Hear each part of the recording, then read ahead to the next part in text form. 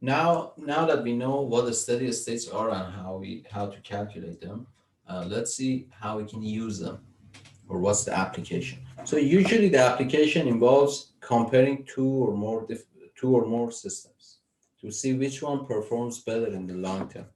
So to I'm going to introduce to you a formal method of comparing the systems in the long term. So two or more systems or decisions or basically options are given to you and you want to decide which one performs better in the long term. You want to take these steps. First, ask yourself, what are the options? Okay, so that's the first step. We're going to do that. We're going to go through all of these in a few examples. Two, find the transition probability matrix for each option or, or each system. Or each decision. Find the steady state probability for each option. Basically, now that you have a transition probability matrix for each decision or each option, you can calculate the steady states for that transition probability matrix. Now, you use these steady states, these probabilities of how the system or where the system is in the long term, you use that to calculate the cost or profit of the system in the long term, or the expected value of the system using these pies. And finally, whichever has a better value, of course, if it's cost, lower value, if it's profit, uh, the larger value. You pick that as the best option. Let's look at an example. So the cola example that we had, uh, we know what these probabilities are now. Point 0.9. So we had two types of colas, cola 1 and our competitor had another cola called cola 2. So this was the initial, not the initial, this was the transition probability matrix. Point 0.9 means if right now someone is purchasing cola 1, with there's a 90% chance that their next purchase is going to be also cola 1. There's a 10% chance that they're going to switch to cola 2. If they're right now purchasing cola 2, or if the last purchase was cola 2, there is a 20% chance that they switch to cola 1 and 80% chance that they continue in their next purchase with purchasing cola 2. All right, now suppose that we are the owner of cola 1 and please pause the video at this point and read through the problem description and then I'll explain it to you.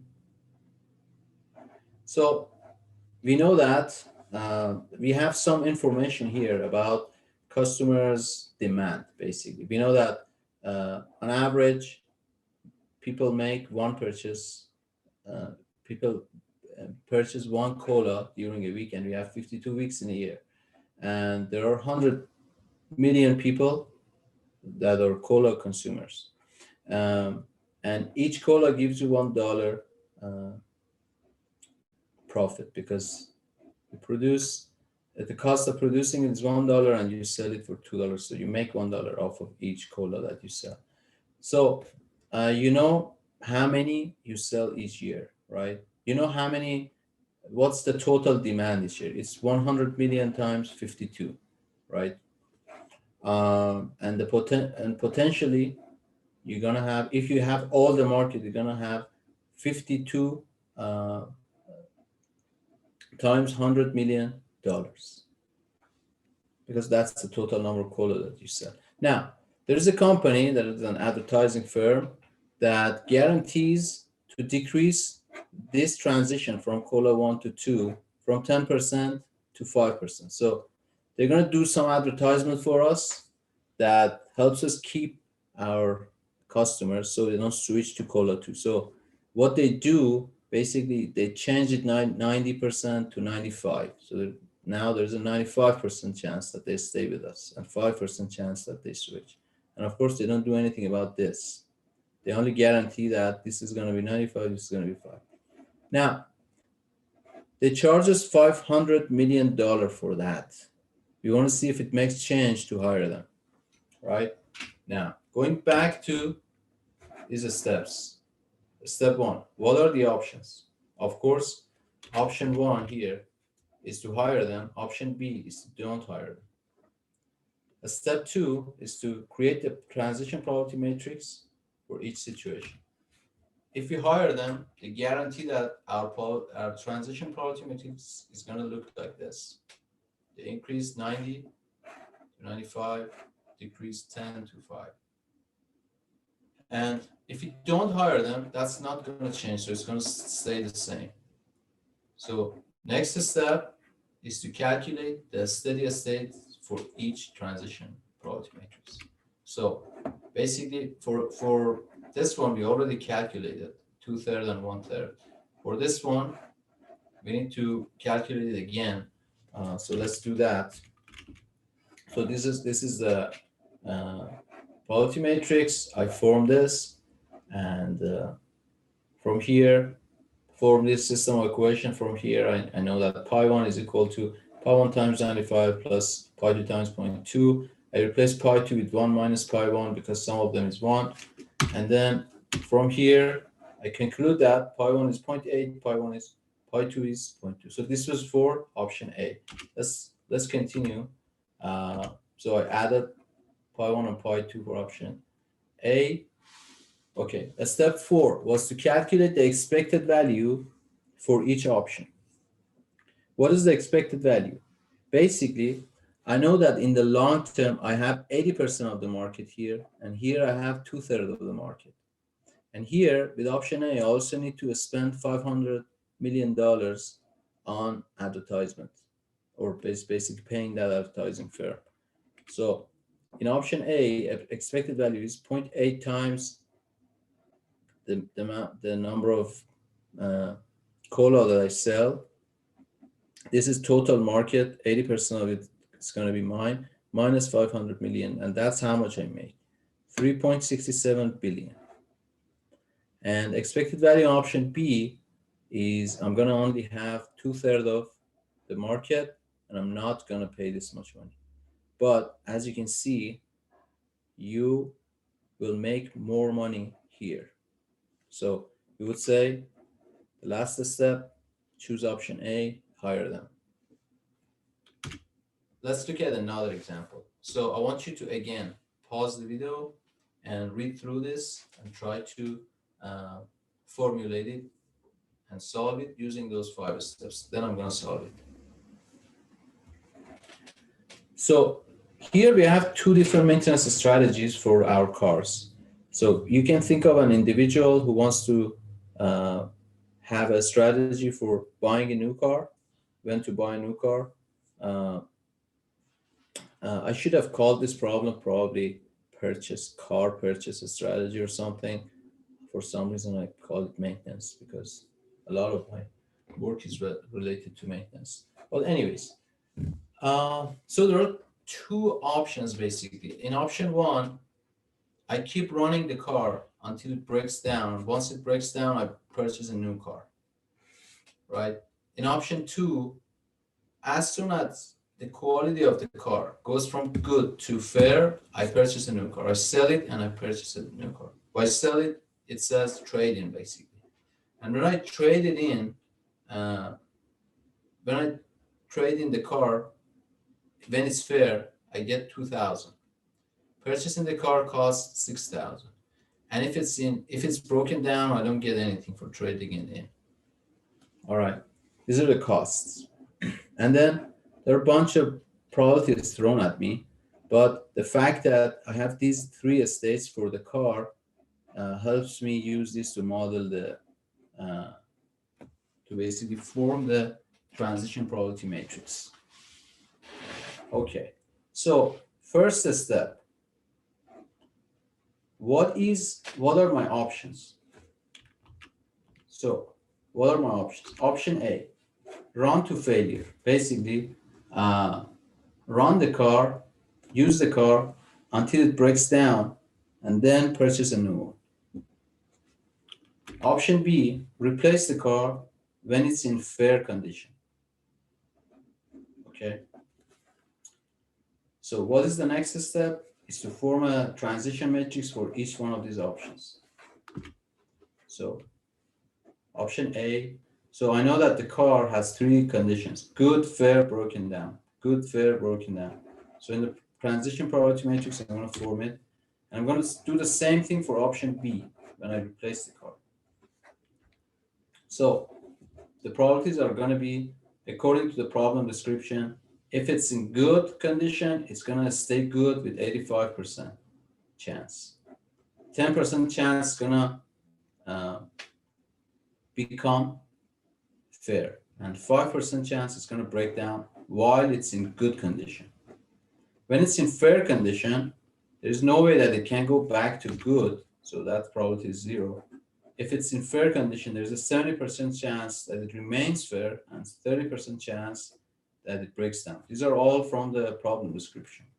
And if it breaks down, I have to immediately purchase a new car. So immediately it becomes good. So that if I have a broken down car, next time I step, like tomorrow, I'm going to have a good car because I have to purchase a new one. Now, if I replace the car when it's fair, as soon as it becomes fair, as soon as it reaches this state, this is not going to change, but this is going to become 1 because as soon as it's fair, I have to purchase a new car. So the first row doesn't change. Second row becomes 1, 0, 0.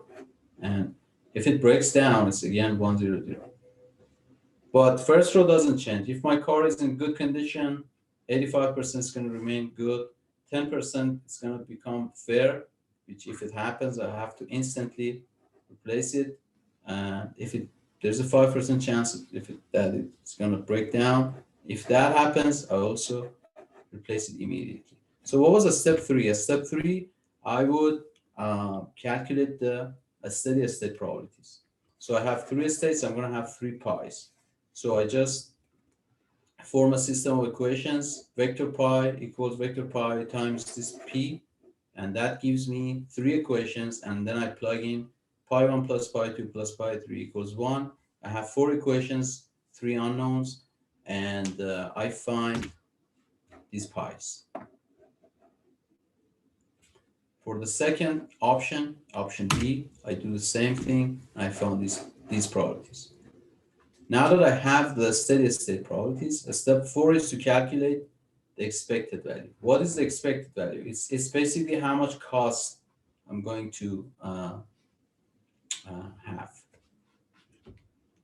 So expected value for option A. 67% of the time in the long term. So let's go back to this. So this means if I follow this policy run to failure in the long term, all right, 70% of the time, 67% of the time, I'm gonna have a good car. 22% of the time, I'm gonna drive a car which is in fair condition, and 10% of the time, my car is gonna break down, right? 10% of the time, I'm gonna be in a situation where my car has broken down. And if I follow this policy, 86%, I'm gonna have a good car, 8% fair, 4% broken down. So now just looking at these, I instantly think, so maybe it's just better to follow this policy. But the thing is, here you can trade in your car for, you turn it in for 20,000 and you have to purchase a new car more frequently, although you get a 2,000 for trading it in. But here, you purchase a new car less frequently. All right. So let's see which one performs better in the long term.